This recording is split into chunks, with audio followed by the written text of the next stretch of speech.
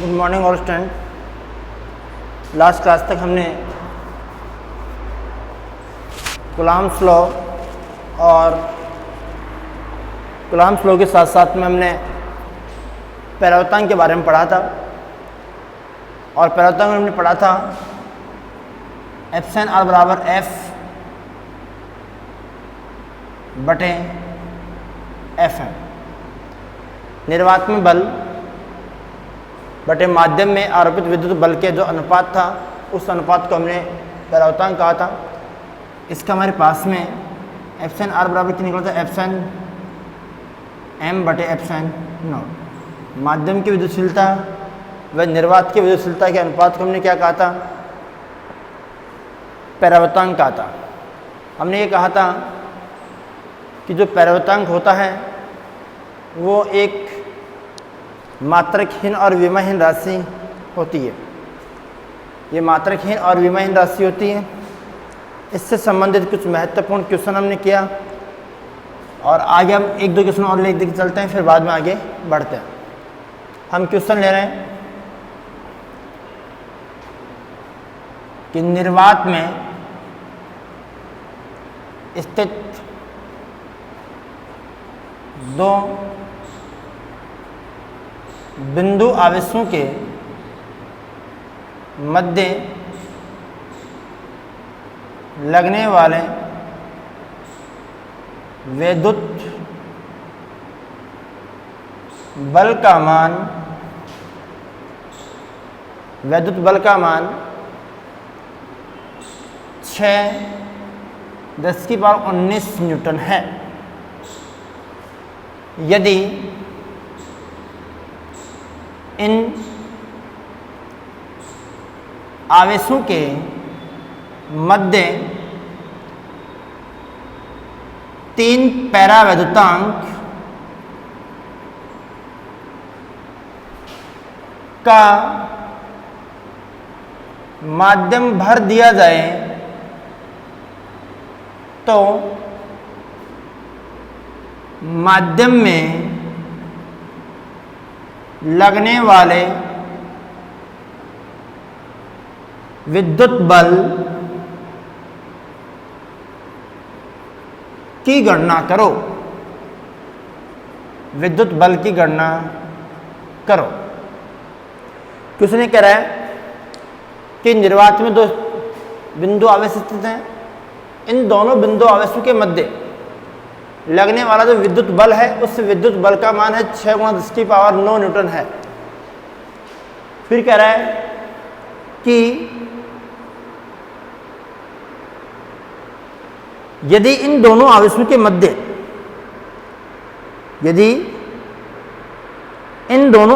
मध्य epsilon R बराबर 3 परावर्तनांक का माध्यम भर दिया जाए तो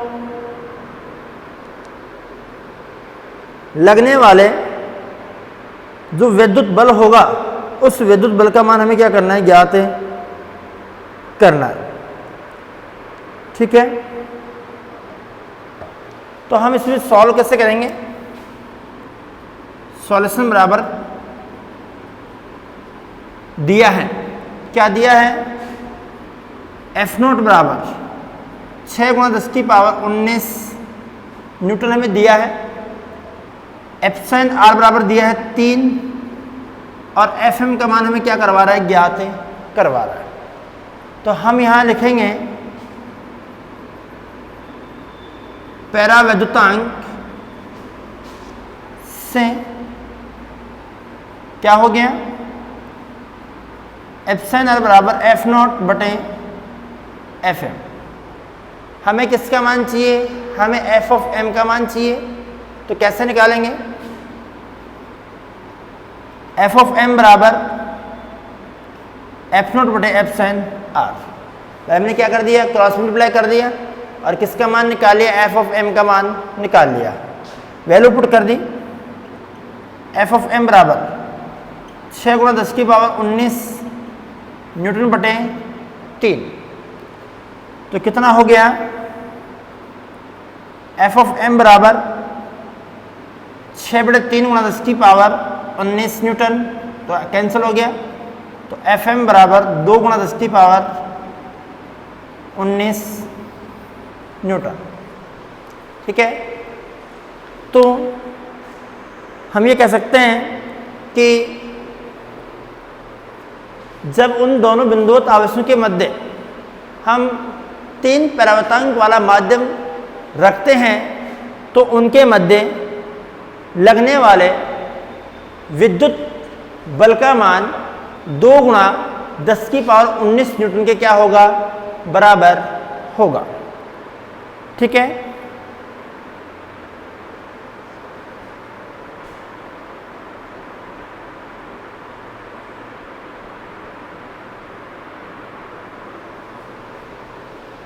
अब इसमें हम ये कह सकते हैं, इंपॉर्टेंट पॉइंट में ये कहेंगे कि निर्वात या वायु के लिए जो परावर्तांक होता है उसका मान 1 होता है, जल के लिए 80 होता है और धातु के लिए अनंत माना जाता है। निर्वात का जो एप्सिलॉन आर का मान होगा वह लगभग 1 होगा, जल का होगा 80 और अनंत का होगा, धातु का होगा अनंत होगा। ये परावर्तांक की वैल्यू होती है कि जब भी निर्वात बोला जाए, निर्वात का परावर्तांक आपसे पूछे तो उसका मान कितना होगा, 1 होगा। ठीक है, नेक्स्ट क्वेश्चन देखते हैं पहले, उसके बाद में आगे हेडिंग करवाते हैं।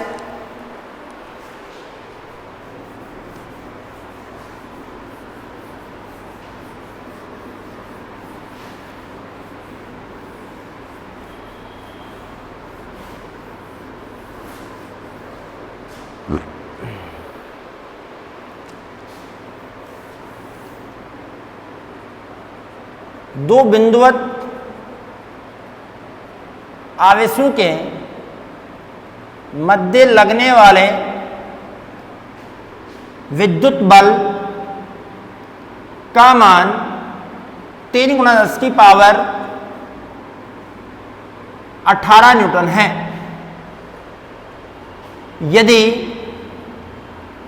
इन आवेशों को जल में डुबो दिया जाए तो लगने वाले विद्युत बल का मान होगा। क्वेश्चन कह रहा है कि दोनों आवेश हैं, इन दोनों आवेशों का निर्वात में लगने वाले बल, विद्युत बल का मान कितना है, 3 गुणा 10 की पावर 18 न्यूटन है। यदि इन आवेशों को जल में डुबो दिया जाए तो लगने वाले विद्युत बल का मान कितना होगा। देखो भाई, सॉल्यूशन में जल का एप्सिलॉन मान हमने बताया था 80 होता है, तो एप्सिलॉन आर बराबर 80, एफ नॉट बराबर 3 गुणा 10 की पावर 18 और एफ एम की वैल्यू हमें क्या करनी है, पुटअप करनी है, ज्ञात करनी है। तो क्या हो जाएगा,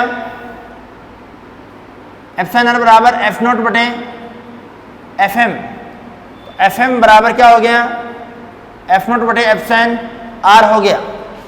वैल्यू पुट करेंगे तो एफ एम इक्वल्स टू 3 गुणा 10 की पावर 18 बटे 80। तो क्या हो गया,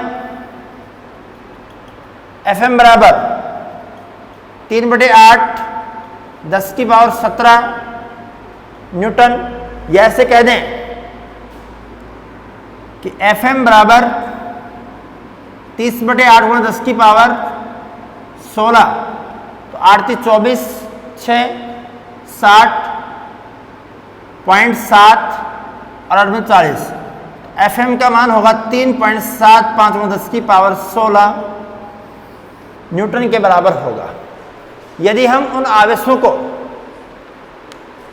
जल माध्यम में डुबोते हैं तो इस स्थिति में दोनों बिंदुवत आवेशों के मध्य जो लगने वाला बल होगा उस बल का मान होगा 3.75 गुणा 10 की पावर 16 न्यूटन के बराबर होगा। ठीक है, नेक्स्ट पढ़ते हैं कूलाम के नियम का सदिश निरूपण।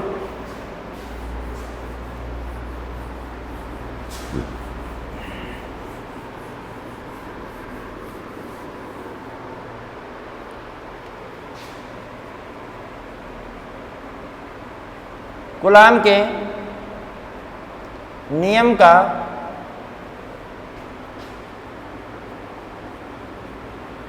सदिश निरूपण। कूलाम के नियम का सदिश निरूपण। हमने क्या मान लिया, एक XY तल ले लिया, ये Y हो गया, मूल बिंदु हो गया, और ये क्या हो गया, X हो गया। इससे XY तल में हमने दो बिंदु स्थित माने, बिंदु A और बिंदु B। इन दोनों बिंदुओं के इसकी दूरी R1 हो गई और इसकी दूरी R2 हो गई। इसे A नाम दे दिया, इसे B नाम दे दिया, और दोनों बिंदुओं के मध्य दूरी कितनी है, स्मॉल r है। इस पर Q1 आवेश है और इस पर कौन सा आवेश है, Q2 आवेश है। दो बिंदु थे हमारे पास में, A बिंदु और B बिंदु। उन दोनों पर हमने क्या किया, आवेश आरोपित करवाया। तो इस पर जो बल लगेगा किसके द्वारा लगेगा, 2 के द्वारा। किस पर, 1 पर। इस पर बल लगाया हमने F12 वेक्टर। ठीक है, इधर R12 हो जाएगा, सॉरी 21, और इधर R12 हो जाएगा। ठीक है, ये दोनों जो बल लगेंगे उनकी दिशा क्या मान के चल रहे हैं, विपरीत मान के चल रहा है। ठीक है, हम ये मानते हैं कि R21 का मान होता है R2 माइनस R1 होता है। ठीक है, अब इसमें हम ये कहें कि माना दो बिंदु आवेश हैं Q1 व Q2 हैं, जिनके मूल बिंदु के सापेक्ष स्थितिज सदिश R1 व R2 हैं। ठीक है, तो यहां से हम निकालें कि Q1 आवेश पर Q2 आवेश द्वारा लगने वाला जो विद्युत बल होगा उसका मान होगा F21। तो हमने लिखा F21 वेक्टर बराबर K Q1 Q2 बटे R21 वेक्टर का whole square into R21 cap. ये कैप क्या है, इकाई सदिश है। इस कैप को हम चाहें तो सदिश के रूप में भी क्या कर सकते हैं, लिख सकते हैं। इसको क्या कर सकते हैं, सदिश के रूप में लिख सकते हैं। और सदिश के रूप में कैसे लिखेंगे इसको हम,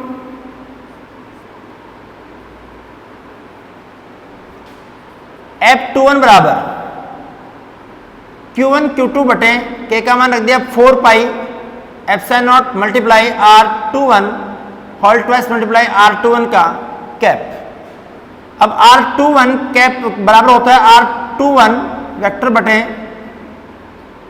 R21 का मोड। इससे R21 कैप की जगह मैंने क्या कर दिया, ये वाला मान पुट कर दिया। जब ये वाला मान पुट करता हूं तो क्या बन गया, F21 equals to Q1 Q2 बटे 4 pi epsilon not multiply R21 का whole square multiply R21 vector बटे R21 वेक्टर का होल मोड। जब बेस समान हो तो घातें क्या होंगी, जुड़ेंगी। तो क्या बन गया, F21 बराबर Q1 Q2 बटे 4 pi epsilon not R21 mode का होल थ्राइस R21 कैप समीकरण नंबर 1। इसे हमने क्या मान लिया? समीकरण नंबर 1 मान लिया। ठीक है, हम इसी प्रकार हमने क्या किया कि इसकी जो दिशा है वो दिशा हमने अंकित कर दी, और R21 वेक्टर बराबर होता है R2 vector minus R1 vector होता है।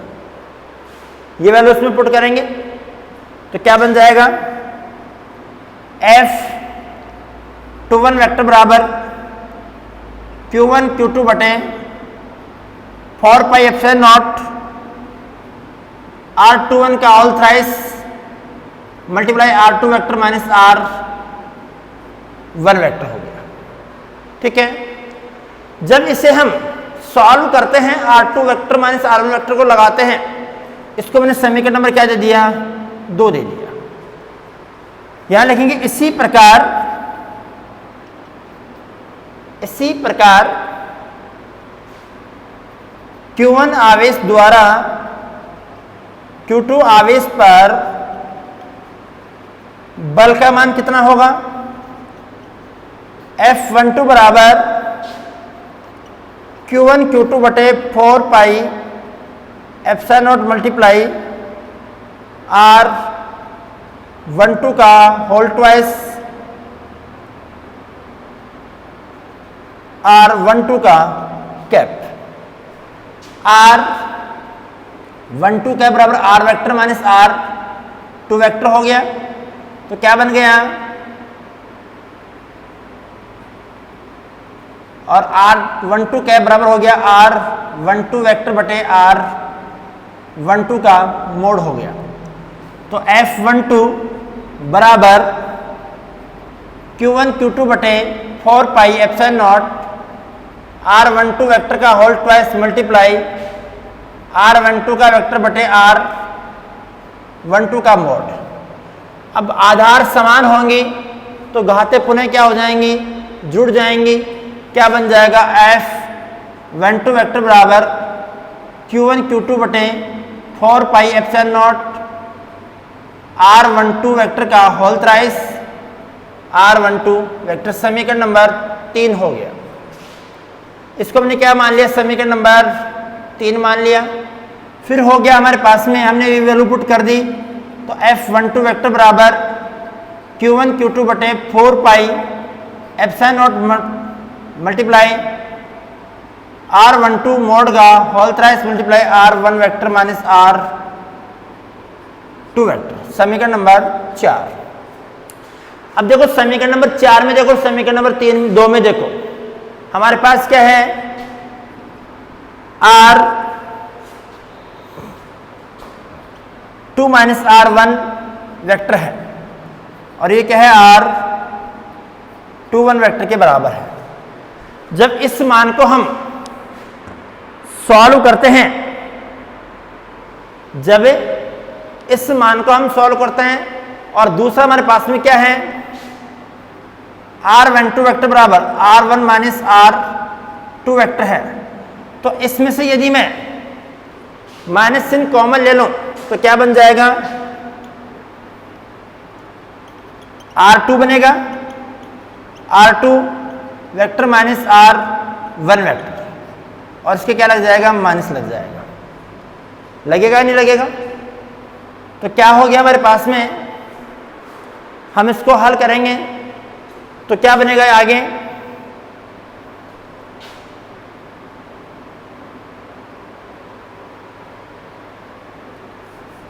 इसी में से माइनस चिन्ह कॉमन ले लेते हैं अपन, तो क्या हो गया? R2 वेक्टर बराबर माइनस चिन्ह कॉमन ले लिया, minus R2 plus R1 vector. तो R21 वेक्टर बराबर माइनस, ये क्या बन गया? ये क्या है? ये R12 है कि नहीं है भाई? R12 वेक्टर है, तो ये हो गया 1 2 वेक्टर हो गया। अब समीकरण 2 में इसकी जगह मैं ये पुट कर दूंगा तो हमारे पास क्या बन जाएगा, F21 बराबर माइनस चिन्ह मैंने बाहर निकाले पहले ही, Q1 Q2 बटे 4 pi epsilon not multiply R21 की जगह क्या रखना है मैंने, R12 रखना है, R12 वेक्टर का whole thrice multiply R1 vector minus R2 vector. इसको मैंने हल किया तो ये वाला पूरा क्या बन गया, समीकरण नंबर किससे, 3 से देखो, सॉरी 4 से देखो आप, समीकरण नंबर 4 से क्या बन गया, ये F12 बन गया। तो हमने इसको क्या बना दिया, F21 बराबर माइनस चिन्ह है इसका तो माइनस चिन्ह लगा दिया, फिर इसकी जगह क्या बन गया, ये बन गया F12 तो माइनस F12 बन गया। यानी कि ये हुआ कि जब दोनों आवेशों के मध्य बल लगता है, कौन सा, विद्युत बल, वो परिमाण में क्या होता है, समान होता है, लेकिन दिशा दोनों की क्या होती है, विपरीत होती है। जब परिमाण में समान हो, दिशा विपरीत हो, तो आपने 11वीं क्लास में ये पढ़ा होगा कि जब किसी वस्तु पर फोर्स लगाते हैं, बल लगाते हैं, धक्का लगाते हैं, तो उस वस्तु द्वारा हमारे ऊपर भी क्या लगता है, बल लगता है। उसको हम बोलते हैं क्रिया प्रतिक्रिया का नियम। इसे क्या बोलते हैं, क्रिया प्रतिक्रिया का नियम कहते हैं। तो यह जो कूलाम का बल नियम है, इसका सदिश जो निरूपण है, वो सदिश निरूपण क्रिया प्रतिक्रिया नियम की क्या करता है, अनुपालना करता है, ये कह सकते हैं।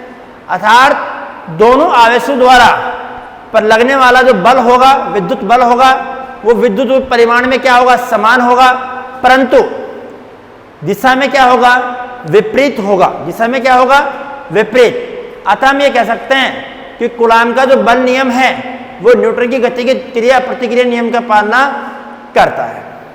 क्या कह सकते हैं, न्यूटन की गति के क्रिया प्रतिक्रिया नियम की पालना क्या करता है, पालना करता है। ठीक है, ये था हमारे पास में कूलाम नियम के सदिश निरूपण।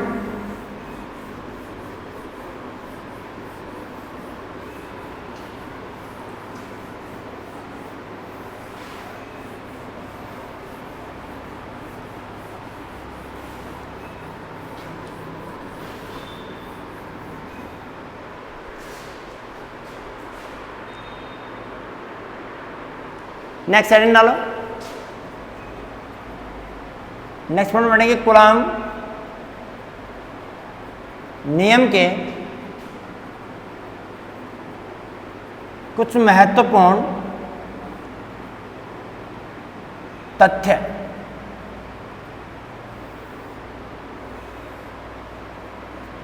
कुछ महत्वपूर्ण तथ्य। पहला तथ्य क्या कह सकते हैं कि कूलाम का नियम,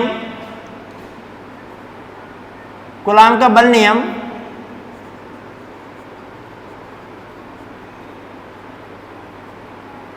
बिंदु आवेशों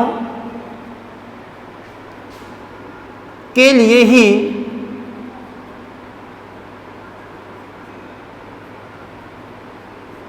प्रयुक्त होता है। कूलाम का जो बल नियम होता है वो केवल और केवल जब बिंदुवत आवेश होंगे, उन बिंदुवत आवेशों के लिए ही क्या होगा, प्रयुक्त होगा। ठीक है। दूसरा पॉइंट ये कह सकते हैं कि कूलाम का बल नियम न्यूटन की गति के तीसरे नियम की अनुपालना करता है। जब ये हमने पढ़ा, सदिश निरूपण हमने पढ़ा कि F21 = माइनस F12, हमने ये पढ़ा कि परिमाण में बल का मान क्या था, समान था, परंतु दिशा क्या थी, विपरीत थी। इसलिए हमने कह दिया कि ये जो कूलाम का बल नियम है वो न्यूटन की गति के क्रिया प्रतिक्रिया नियम की क्या करता है? अनुपालना करता है। तीसरा हम ये कह सकते हैं कि कूलाम का बल नियम व्युत्क्रम नियम की पालना करता है। कूलाम का जो बल नियम होता है वो व्युत्क्रम बल नियम की पालना करता है। जो कैसे करता है? हमने पढ़ा F समानुपाती Q1 Q2 और F व्युत्क्रमानुपाती 1/r²। तो किसका पालना कर रहा है? व्युत्क्रमानुपाती का पालना कर रहा है। चौथा तथ्य हम ये कह सकते हैं कि कूलाम का बल नियम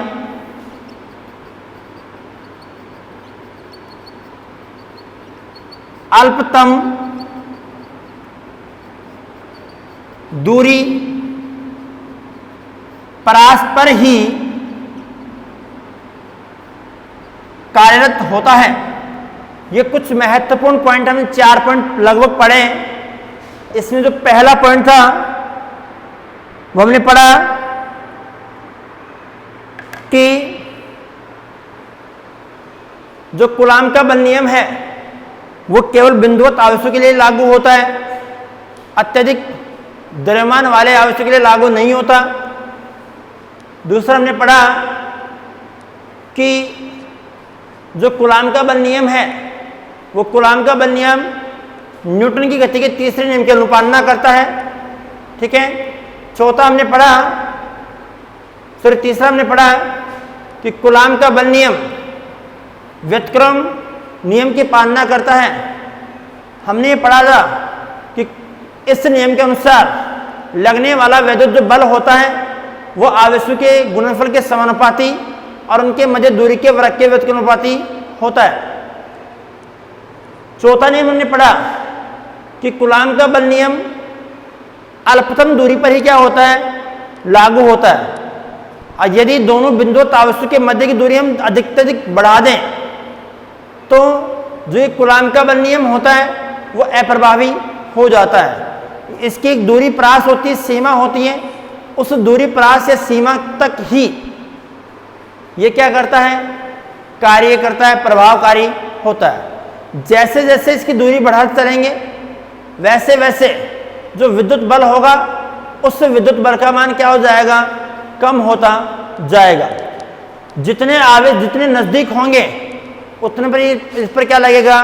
बल लगेगा। हमने पढ़ रखा है F बराबर K Q1 Q2 बटे r²। तो हमने ये पढ़ा था F व्युत्क्रमानुपाती r का मान वर्ग। जब इसको हम बढ़ाएंगे वर्ग में बढ़ेगा तो ये वर्ग में क्या होगा? कम होगा। जब इसको हम घटाएंगे वर्ग में तो ये क्या होगा? वर्ग में बढ़ेगा। तो इसका तात्पर्य क्या निकला? इसका तात्पर्य निकलता है कि जो कूलाम का बल नियम होता है वो व्युत्क्रम नियम की पालना करता है। ठीक है। आगे हम पढ़ेंगे